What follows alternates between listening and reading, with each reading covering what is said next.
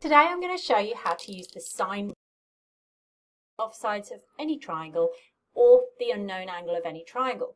So I could go back to right angle trigonometry and show you where the rule comes from. The first thing about the sine rule is it's not a right angle triangle, so it's labelled slightly differently. If I have angles A, B and C, we would label the sides of the triangle by the opposite. So I would call this side A because it's opposite angle A.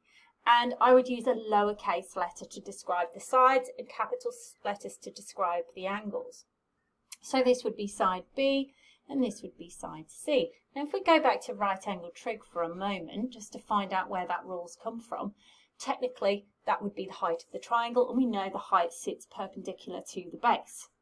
So I'm going to now apply, let's just use this angle here, and I'm going to find an expression for the height using right angle trig. Well, let's deal with, because I need the height and this is the angle, I'm going to say that the hypotenuse is side C and the height is the opposite, so I'm going to use sine. So we say sine A equals H over C. I can rearrange that to make H the subject, and I've got C sine A equals H. Now, let's do the same for this angle here. Sine C equals, well, the opposite is H over the hypotenuse, which is A. So rearranging, I get A sine C equals H. Now what I can do is I can put these two things equal to each other because they both equal H and come up with an expression for H. So you get C sine A equals A sine C. Rearranging, depending on whether you want to find the angle, you'd keep the angle at the top. So I'm going to say sine A over A equals sine C over C. Or I could rearrange it the other way and similarly say A over sine A equals C over sine C. Now, I could also adapt this to finding angle B, but I'd have to change where the height of the triangle was. Similarly, I would get a rule, and this is called the sine rule. So I'm going to clear this up and write the sine rule down. Okay, so I've now written the sine rule up on the board. This is the three ratios, and of course you only need two parts of an equation. Left-hand side equals the right-hand side to be able to use that equation. And the alternative version is better if you want to find angles, better if you want to find sides. Okay, so let's look at the first case for using the sine rule. So I have a triangle here, and what I do have is some information about one side and two angles. So this is our first case. Now the sine rule is all about opposites. So if you have information about an angle with an opposite side, and the side you're trying to find or the angle you're trying to find is opposite and you have that information, the sine rule is the right rule to use. So the first thing I'm going to do is label it. Well, I've got to find side C in this case. Well, let's call this angle C to start with. B, so that would be side B, and A, so that would be side A. And I'm going to substitute into this rule because I'm trying to find the length of a side.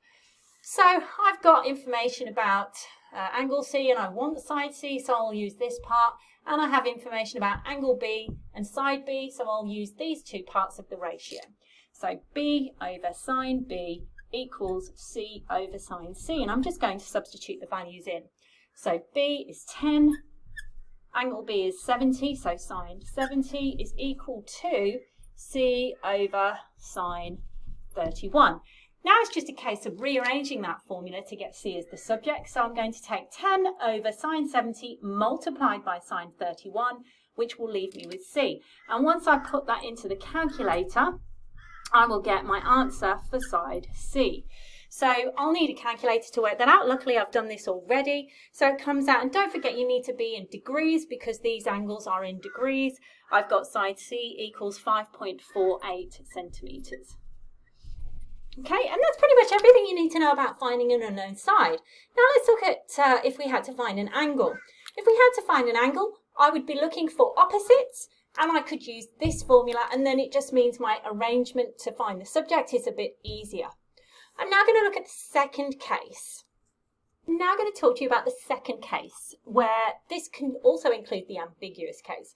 So in this particular example, I've been given two sides and one non-included angle. So if I was to draw this triangle, I need to think about congruence here. If I was to draw this triangle, I've been given information about a base of 6 centimetres, and I'd open my protractor, or I'd put my protractor on the end of the base, and I would measure 25 degrees. There is no information about the length of this side here. However, we've been told that from point X, there's a 5 centimetre side with no angle, or no given angle. So if you imagine me drawing this, there are 2 places where I could draw that 5 centimetre line. If I had a compass open at 5 centimetres, it could, let me just extend this line ZY, it could cut here, or, if I open my compass, or it could cut here, and this would also be 5 centimetres away from point X. We have no information about this angle, and we have no information about the length of this side. And what we find here is there are 2 possible cases for this angle, because it would cut this line twice. We have one angle that's obtuse and one angle that's acute. Apologies, forgot I was lost for words then. So how do we know which one we're trying to find? Often you have to rely on the diagram if it's clearly showing that it wants you to find the obtuse, or it's asking you to find the acute angle. And this case is particularly important only if you're given one acute angle. And you do have to use common sense here. Angles in a triangle should not go above 180. The sum of the angles in one triangle is equal to 180 degrees. So what I'm going to do is show you how to find both these angles. So I'm going to just focus on this blue triangle here, and we're going to proceed using the sine rule. And we want to find this angle here. So let's find the first angle. So again, let's have a look why we'd use the sine rule. We have an angle with an opposite side, and an angle. So I want to find the angle, so I'm going to use this rule up here. So I'm going to apply the letters that are in the triangle. So sine Z over side Z equals sine Y over side Y. And I'm going to sub the values in. So sine Z is what I'm trying to find. I'm going to just move this up here.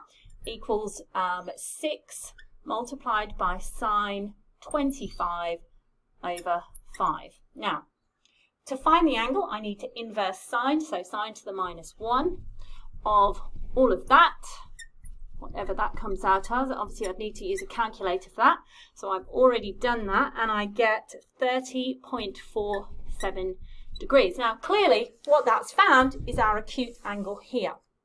And because if I look at the unit circle, and I draw my unit circle, when we look at the sine, or where sine is positive between 0 and 180 degrees, sine is positive in these first 2 quadrants. So here is my acute angle of 30.47. So my obtuse angle is sitting here, and because of symmetry, we know that's 180 degrees minus the 30.47. I get the second possible angle, so let's call that Z2, as 180 minus the 30.47. which is 149.52 degrees. Now that's pretty much everything you need to know about the sine rule.